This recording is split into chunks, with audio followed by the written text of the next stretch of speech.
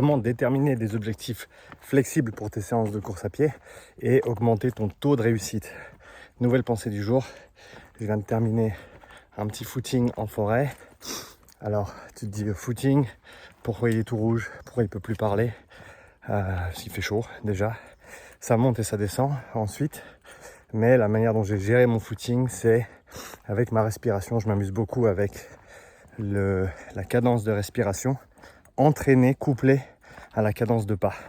Donc typiquement je vise entre 170 et 180 pas par minute, et je sais que si je respire en 4-4, c'est-à-dire 4 pas sur l'inspiration, 4 pas sur l'expiration, ça me fait du 21-22 pas ou 21-22 respirations par minute. Et ça me permet de réguler mon allure. Quand ça monte, typiquement, je ralentis l'allure grandement, faire des tout petits pas s'il faut. Et s'il faut vraiment, je passe en 3-3, qui est un peu la vitesse du dessus. Pas parce que je cours plus vite, simplement parce que j'ai besoin de respirer plus à cause d'une production de CO2 élevée en interne. Mais quand je parlais d'objectifs flexibles, je pense que, et ça je le répète depuis pas mal de temps, l'objectif numéro 1 de tout programme d'entraînement devrait être la régularité. Ça doit être le fait de le faire régulièrement et de le faire pour toujours. Parce que sinon ça sert à rien. Tu as beau faire tout ce qu'il faut pendant une année, alors tu me diras une année c'est mieux que zéro, on est d'accord. Mais si ensuite tu t'arrêtes pendant 10 ans, est-ce que ton année elle a vraiment servi à quelque chose? Moi je dirais que oui, mais je préférerais que tu fasses un peu moins ou que tu fasses un peu différemment pour que tu continues à le faire pendant 10 ans. Ça ce serait l'idéal à mon sens. Donc dans cet objectif de régularité, qu'est-ce qu'on veut? On veut créer de l'engagement et on veut créer de la réussite. C'est-à-dire que il faut réussir des séances. Réussir, c'est toujours subjectif parce que ça dépend de l'objectif que tu t'es fixé. Mais la réussite fait que tu auras la motivation pour continuer à avancer, continuer à répéter tes séances, continuer à progresser. Et donc je prends la séance d'aujourd'hui comme exemple. Comme tu le sais, je sors d'un petit refroidissement, tu l'entends peut-être encore avec mon nez, mais je me sens plutôt bien. Je fais une bonne séance de renfo hier, j'ai les fessiers un peu courbaturés, mais je voulais faire un petit footing en forêt, et il y a une petite boucle, un petit parcours Vita, pas loin de là où j'habitais à l'époque, et vu que je suis de retour dans les parages, je me suis dit petit parcours Vita à Trélay. Pour ceux qui connaissent, laissez-moi un petit commentaire en dessous. 2,5 km, 40 mètres de dénivelé. Ça fait un joli petit tour dans la forêt avec, encore une fois, pas mal de montées et de descentes. Un beau petit challenge. Et en termes d'objectifs, là sur mes séances, comme tu le sais peut-être, je suis aux alentours de 4, 5, 6, 7 km par séance. Et la raison pour laquelle je compte en kilomètres, je compte en temps aussi, mais en kilomètres, pour quantifier ma distance totale dans la semaine et surtout pas faire des séances trop longues pour maintenir cette régularité. Ce serait cool de faire 10 kills, mais là, si je fais 10 kills, je pense que j'aurai de la peine à marcher pendant quelques jours, j'aurai mal au tibia, ça va faire un peu trop d'un coup. Donc, boucle de 2,5 kg, je me suis dit, qu'est-ce qu'on fait? Est-ce qu'on fait 2 tours? Est-ce qu'on fait 3 tours? Eh ben, je me suis dit, objectif flexible, on va faire 2 tours comme objectif de base. Si je me sens bien après 2 tours, eh ben, je repars pour un tour. Et ensuite, advienne que pourra.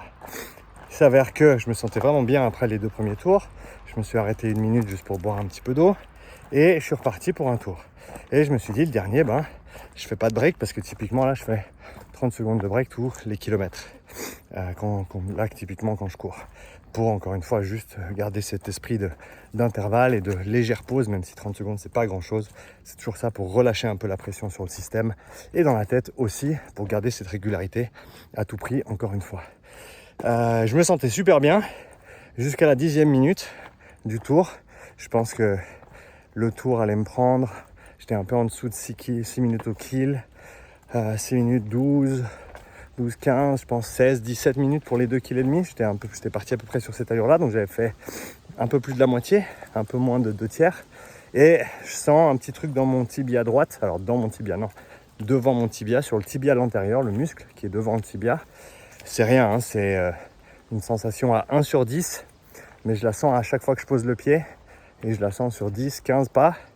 Et là, j'ai décidé, je vais m'arrêter, je vais marcher pour le reste de la boucle, parce que l'objectif est rempli. l'objectif est atteint. L'objectif déjà c'était de courir, numéro 1. Avant tout, même si j'avais couru 2,5 kg et que j'avais dû m'arrêter, j'aurais quand même été satisfait de ma séance parce que l'objectif à l'heure actuelle, dans ma reprise de course, c'est la régularité avant tout. Là, je sais que cette semaine, j'ai pas beaucoup d'opportunités pour courir parce que jeudi, vendredi, j'enseigne. Samedi, je refais la route pour rentrer. J'ai un ami qui vient à la maison ensuite. Donc je sais que peut-être j'arrive à placer une séance samedi ou dimanche, mais je vais pas pouvoir courir 3 fois cette semaine. Donc je me suis dit, on fait un peu plus aujourd'hui. Mais encore une fois, objectif flexible et garder toujours l'objectif en ligne de mire. L'objectif pour moi, c'est la régularité. C'est de courir fréquemment, même si je cours un peu moins que ce que je voudrais ou ce que je devrais. L'objectif, c'est vraiment ça. Et je pense qu'on a tout intérêt à avoir des objectifs qui sont flexibles, surtout quand on est dans des phases de reprise, surtout quand on veut éviter des petits bobos, des choses comme ça qui, on le sait, peuvent arriver assez vite lorsqu'on n'a pas une charge d'entraînement qui est régulière et qui a été stable pendant une période prolongée. Je suis pas là pour te dire qu'il faut pas se challenger, s'envoyer, s'entraîner avec de l'âme, s'entraîner à l'instinct, comme dirait Vincent Issartel. Check le podcast que j'ai fait avec lui récemment. Super discussion, comme toujours avec Vincent. Donc il faut de ces entraînements aussi. Il faut de ces entraînements. Mais à mon sens, si tu veux de la durabilité, de la régularité, il faut aussi savoir se gérer. Et dans mon cas, je préfère m'arrêter avant de finir la 3e boucle plutôt que d'aller jusqu'au bout pour aller jusqu'au bout. Par contre, après j'ai mal au tibia pendant 4 jours. Après, je peux pas vraiment courir avant la semaine prochaine. Ça retarde ma progression. Je suis obligé d'arrêter de courir. Ça, c'est des choses que je veux pas. Donc, forcément, il faut choisir. Qu'est-ce que je veux ? Est-ce que je veux aller au bout de ma séance telle que je l'avais planifiée au départ, coûte que coûte, ou pas ? Ou est-ce que j'ai un autre objectif ? Et c'est des petits détails, mais je pense que c'est le genre de petits détails qui peut t'aider à, encore une fois, garder de la régularité dans tes entraînements, garder du plaisir aussi. Parce que si tu es flexible avec ton objectif, tu vas avoir de la réussite. Peu importe quoi qu'il arrive, si tu l'as intelligemment planifié, ton objectif de séance et ta flexibilité d'objectif, ta marge de manœuvre, tu vas prendre du plaisir et ce plaisir va se traduire en régularité, motivation, discipline, etc. etc. J'espère que cette petite pensée du jour t'aura plu. Si tu as des questions là-dessus, laisse-moi un commentaire. Bon entraînement à toi et je te dis à bientôt pour la prochaine. Ciao.